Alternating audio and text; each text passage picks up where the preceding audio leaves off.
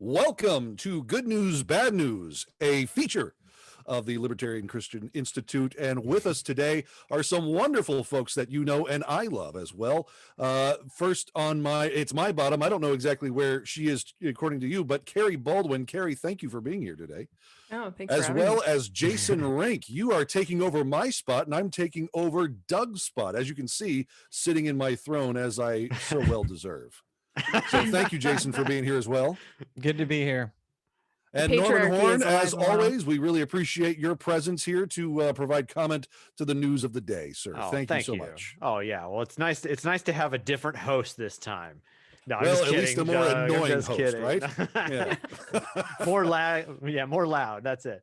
More loud and quite annoying. Well, in words of that are quite loud and quite annoying, we should all turn to our new political god and observe his words of wisdom. Shall we all go there together?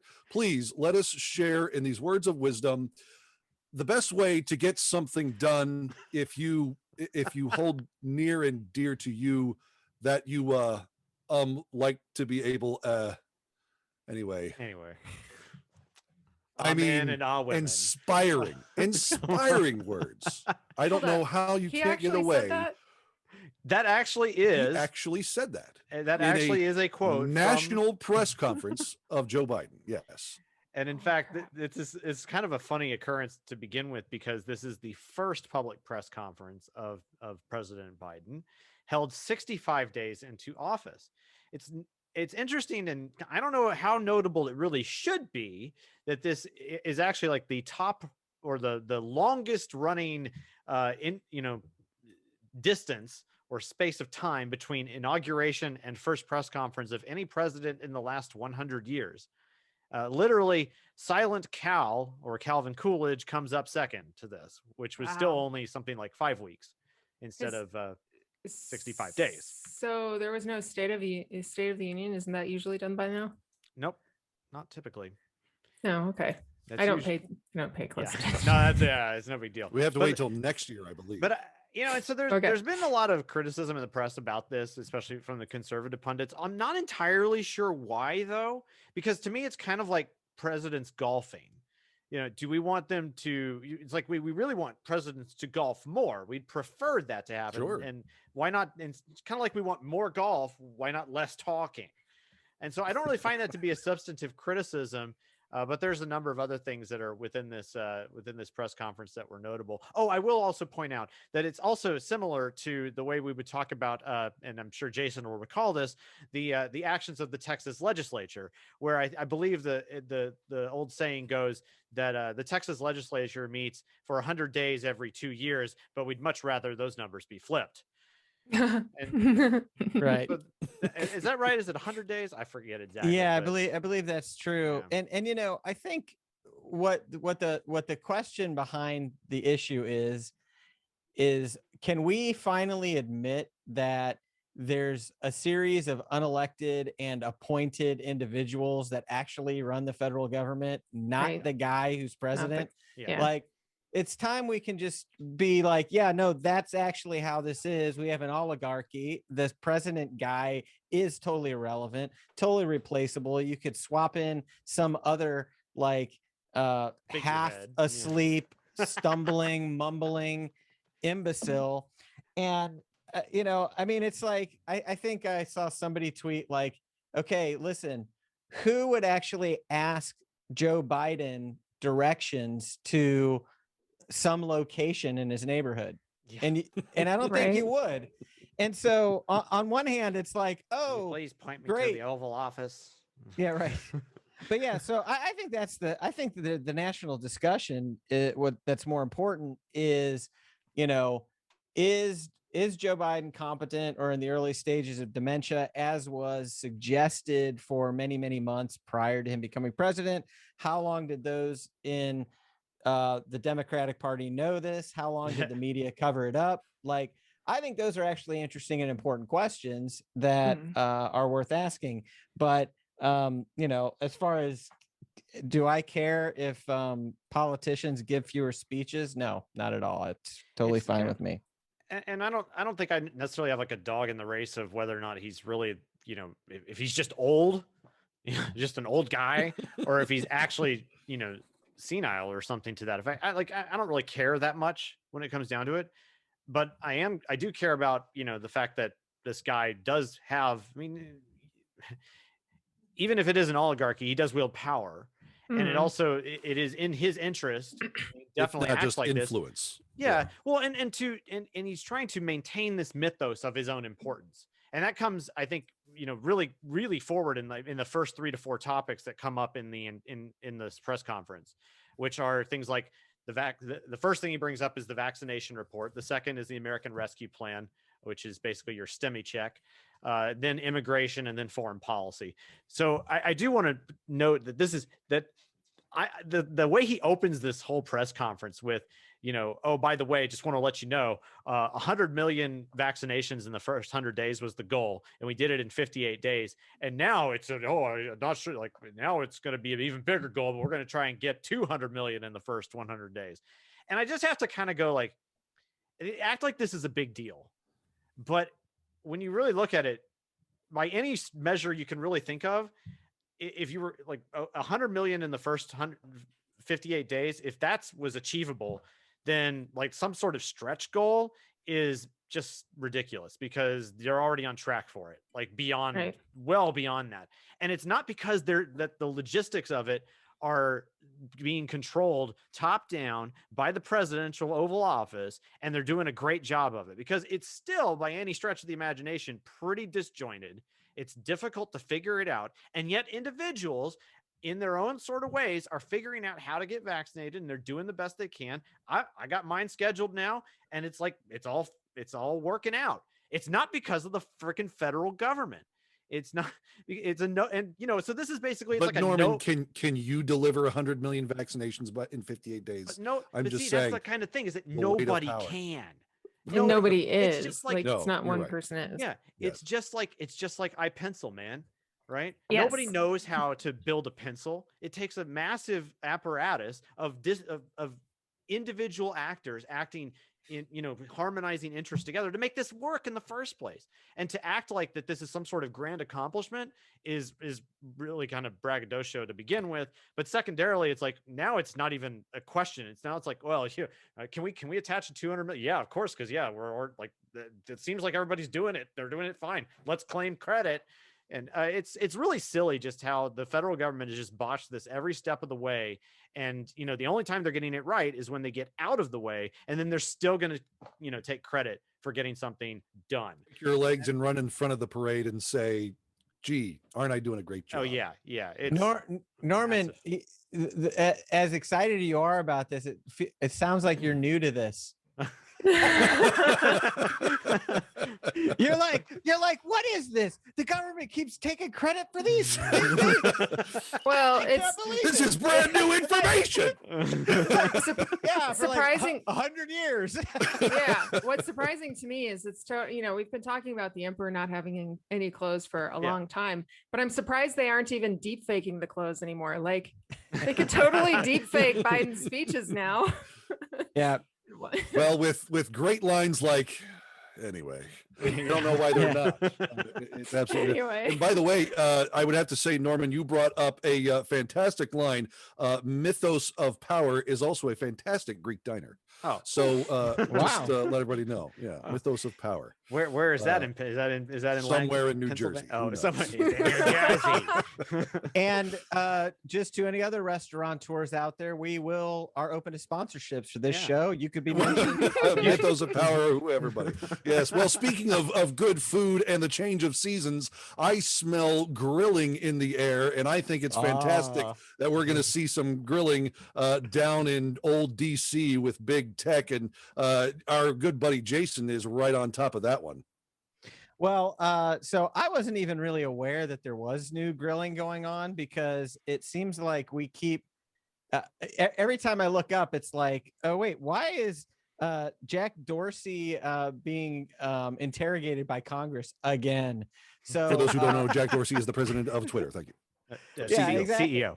Yeah, CEO. Sorry. Yeah, exactly. And it's like, I mean, I think by the looks of Dorsey, they managed to catch him between ayahuasca trips, which I think is like, all of the rage in Silicon Valley CEOs. Yeah. But Listen, those poisonous frogs aren't going to lick themselves. right, exactly. So I saw this article. If you can't convert a file into a PDF, maybe you shouldn't be writing laws about technology. With it, I think that title sort of sums up a lot of what we would have to say about Congress and politicians grilling tech CEOs about anything. And again, this seems Best like a picture, by the way. broken. That's great. This again seems like a Groundhog Day, because I think last time that the tech CEOs got grilled, you had Congress people mistaking like Facebook for YouTube, and asking the CEO of Facebook about something about Twitter. Like, for these people in Congress, the social media is just a big blob of things that happen on the internet. And what so is internet? yeah, it doesn't matter. So they are just asking the collective guys who run the whole internet about these questions that they have, right? So, some of the things that they're talking about is really a little bit absurd. But what I think the most absurd aspect of this is that anyone would think that Congress is really concerned about whether or not the American people are getting good information from social media. They don't care about whether or not people are getting good information. I mean, we're talking about the government. Only the quality of memes.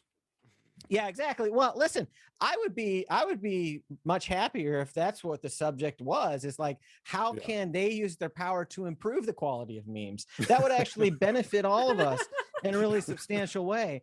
But this idea that we have to continue talking about social media's role in getting the Capitol insurrection to happen, or anti-vaxxers are, have to be totally destroyed on social media, because that's going to actually, anti-vaxxers are going to derail the plans of vaccination. Of course, it hasn't. We've already hit 100 million vaccines, but I just think it's kind of comical. Anyone who believes that Congress, and now it's Democratic controlled. If it was Republican controlled, they'd probably be coming out here and trying to berate these guys about the misinformation happening about the Satan shoes or whatever it is that is the next Republican hobby horse. So the point is that the Democrats in Congress, they want to see the tech CEOs, in my opinion, they want to see them highlight certain voices and get rid of other voices that are damaging to either their narrative or their agenda or what it is that they want to achieve. The same as I believe the Republicans would do if they were in the same situation, right? So Jason, are you actually saying that government is not actually involved in what the country actually needs or wants? They only really care about their own agenda. Carrie, can you believe this? This is new information. This is brand new information. We're breaking. This is breaking news. Like, we're just dropping bombs all over the place. I do have something I want to throw in here. This is going to be a clip. Okay. All I want start clip now. All I want before the end of this year now is a press conference where Joe Biden goes forward and explains what Bitcoin is. Please make it happen, Congress. Just anyway. Yeah, exactly. Anyway, right? Yeah. So what we're seeing, though, I think is this is going to continue to be happening through the rest of this administration, because this idea of continuing to leverage the Capitol insurrection, of course, that I was there for, that you were secretly a part of. As a journalist, there's been 300 people arrested, not a single gun charge and not a single sedition charge, right? So the armed seditious insurrection, those charges haven't even been attached to anybody. But that narrative is going to be continued to be used in order to try to control the voices, control the communication, control the flow of information through these social media channels. But one of the funny things I saw in this article, and this is says during questioning, one of the representatives of Florida asked Facebook chief executive Mark Zuckerberg if he had concerns about content posted on YouTube. And he says, "Congressman, are you asking me about YouTube?" Zuckerberg asked.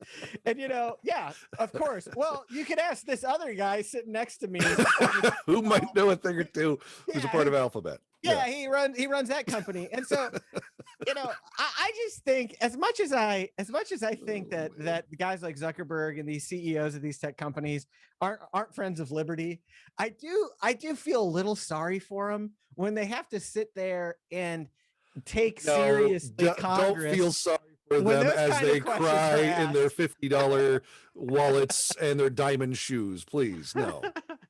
I'm like, because they can't just say, "Are you ridiculous? Like, do you even have an idea?" I don't run YouTube. It's like for the 5th time, So that's what I want to see him do. You almost wish these were like chat rooms that they would actually post what they really feel off the keyboard, as we used to back in the good old days. So yeah, well, I would like for us to be able to see the secret text and chat of all the tech CEOs, like the government can see all of our secret text and chat. Mr. Zuckerberg, can we get access to your Slack channel, please? Yes, please. Yeah. Well, anyway, I really appreciate the analysis. Honestly, I think it's funny because this is going to happen probably every few years or so. And one person that has done a great job on this is John Stossel, who actually says that, you go back to the 90s and Microsoft even said, well, why do we have anything to do with the government anyways? We're just playing over here on the internet. And they quickly found out that, hey, the government wants money. They want to get their campaigns financed. You may have to sit there every now and then and get a tongue lashing, but in the end, you're going to come out smelling like roses because the government's going to take care of you and pat you on the back. I mean, I don't know, Carrie, if this is the world that you want your children to live in, but unfortunately it is. Yeah, I certainly don't want my children living in this world, but my children are homeschooled. Well, the alternative is even worse. So I'm just saying, but yes. Yeah. Yeah. Well, thank you guys for the illuminating grilling that we just received from the government on this thing. But Jason did bring up a fantastic point as it pertains to all of our lives. And January 6th is a turning point that our golden religion of government, excuse me, didn't mean to do that, has been thwarted and problematically insurrected upon, and because of which there will be new laws, there will be new things to be brought about to make sure that the government is protected. And Carrie knows all about it. So Carrie, why don't you tell us what are some of the things around the corner that we can expect from our grand overlords? Yeah. You got a screenshot of this, Matt, this article? I do, yes. Yeah, it's so perfect that Jason brought up that there were 300 people charged in quote unquote in connection with the Capitol riot, because they mentioned this in this article, which, by the way, the headline of which reads, "With focus on domestic extremists, lawmakers aim to reorient national security agenda." And it's all about, we have 300 charges against people who are involved in this Capitol riot.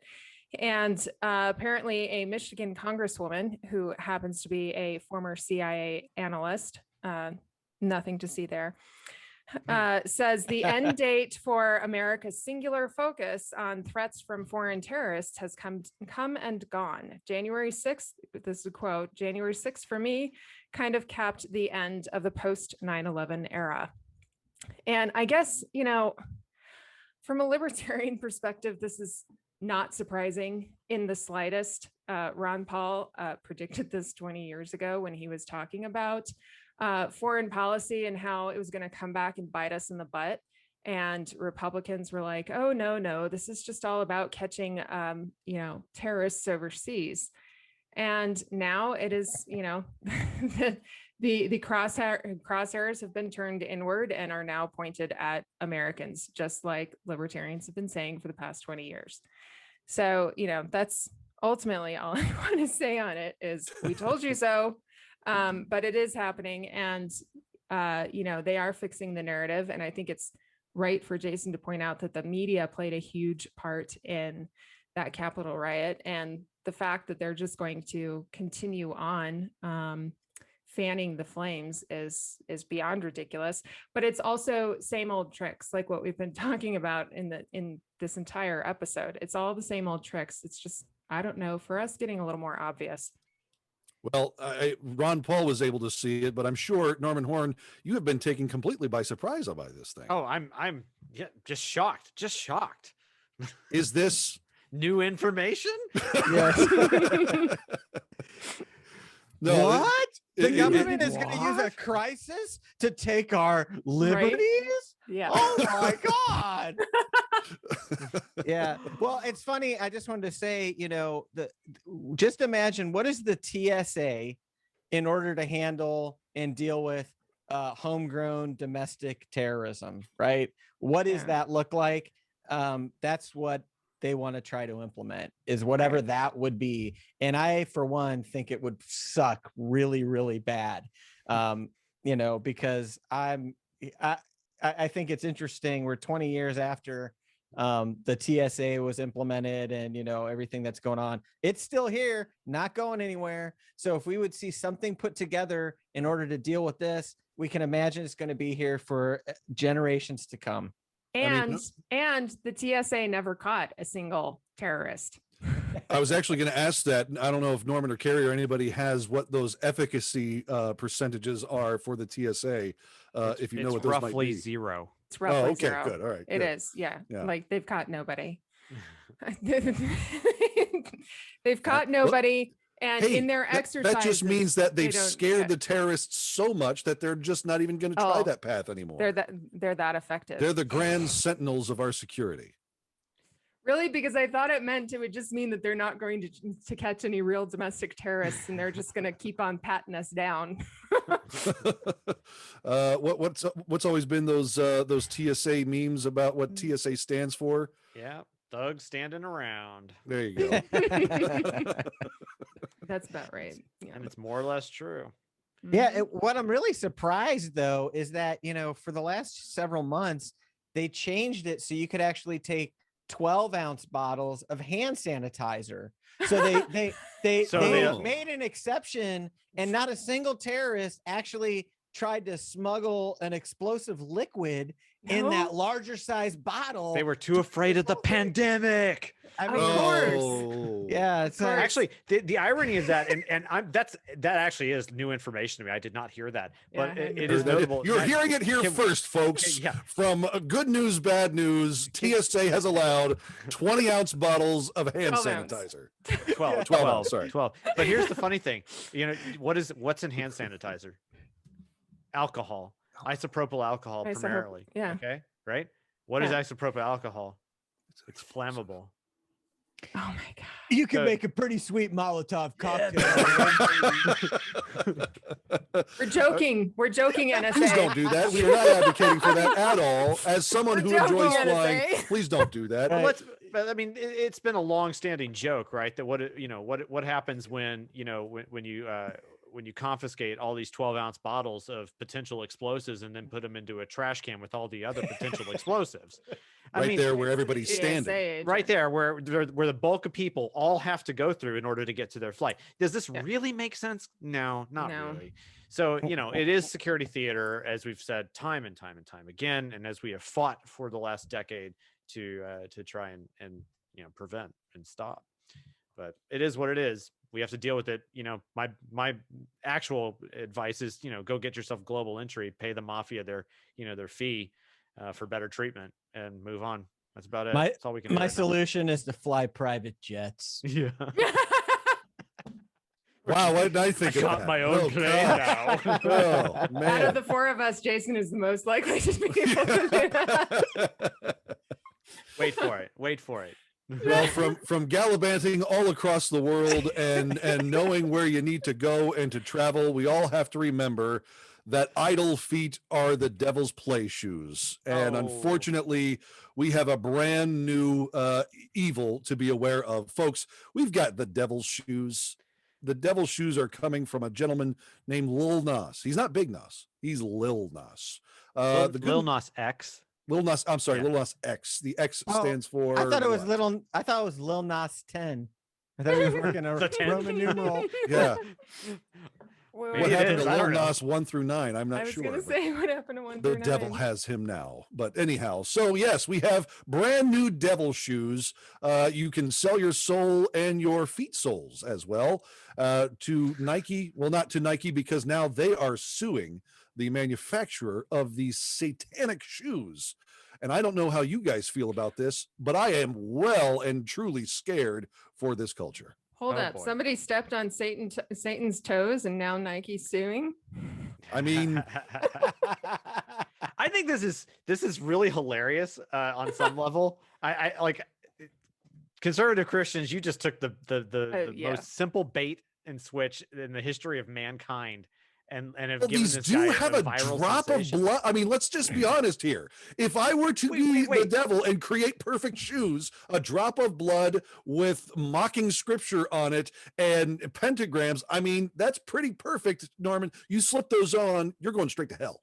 I mean, I suppose. I do don't wanna- believe there's power in that blood. That's the thing. It's like I mean, I do want to say though, I hadn't seen anybody notice this, but you know what Satan tries to use for evil, God will use for good. So we Yeah. got this Luke 10:18 verse Yeah. scripture on there. Right? I saw Satan fall like lightning. which Uh-huh. is Well, interesting. that's a Renee Girard Yes, book yes. title. Just thank So, you. Hopefully this whole situation will bring a little bit more attention to Renee Girard and his Yeah. book. I saw Satan fall like lightning. So that's what I predict. We're gonna see that. It's gonna be very interesting. He will So we're- continue to enter the pop culture. There you Are go. we going to see a jump in Google searches for Renee Girard? I can Renee say that. Girard. Yeah, thank you very much. Yeah. My word. Too many French names. The population is going to be really like just educated en masse on mimetic theory Yeah. and all this. It's going to be incredible. And then- Wow. Just I wait can't until wait to get there. President Biden is asked in a press conference, have you ever read Renee Girard? Yeah, what do you think about mimetic? Anyway, think about anyway, mimetics? Yeah. Anyway, inspiring words. Yeah. Well, from satanic shoes to anyway, we have definitely covered a lot of ground here today. And I hope you all have been entertained and informed about the day in which we live and the culture in which you survive. So for Norman, Carrie, Jason, and myself, thank you all for being here for Good News, Bad News. We'll see you again.